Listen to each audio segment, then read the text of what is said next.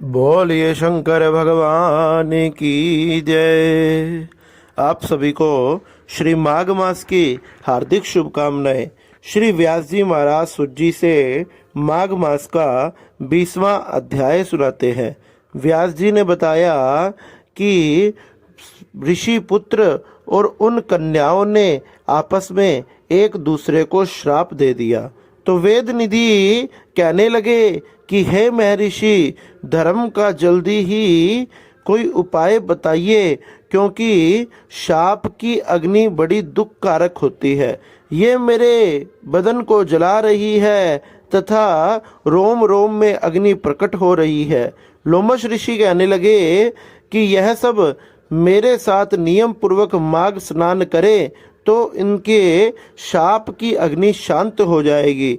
अंत में यह शाप से छूट जाएंगे और मेरा यह निश्चय है कि शुभ तीर्थ में माघ स्नान करने से शाप का फल नष्ट हो जाता है। 7 जन्मों के पाप इस जन्म के माघ मास के स्नान से नष्ट हो जाते हैं।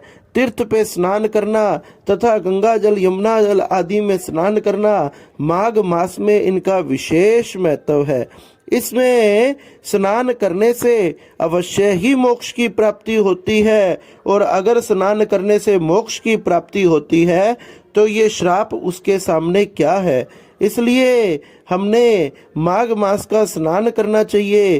राज सूर्य और अश्वमेघ यज्ञ से भी अधिक फल माघ मास में स्नान करने से प्राप्त होता है। अतएव संपूर्ण पापों को सहज में ही नाश करने वाला माघ स्नान करना अति आवश्यक है। फिर ये क्यों ना किया जाए। इसको स्नान करने से तुम्हारे एक दूसरे के दिए हुए श्राप नष्ट हो जाएंगे। तुम्हें नीच योनियों में नहीं जाना पड़ेगा, तुमने नरक में नहीं जाना पड़ेगा, तुमने पिशाच योनि में नहीं जाना पड़ेगा, और बड़ी सरलता से ही भगवान का भजन करते हुए इस माघ मास में स्नान करते हुए समस्त दुखों से छूटकर, समस्त शापों से छूटकर तुम्हें भगवान के दिव्य धाम बैकुंठ की प्राप्ति होगी। इसलिए तुमने मेरे साथ माघ मास का स्नान करना चाहिए।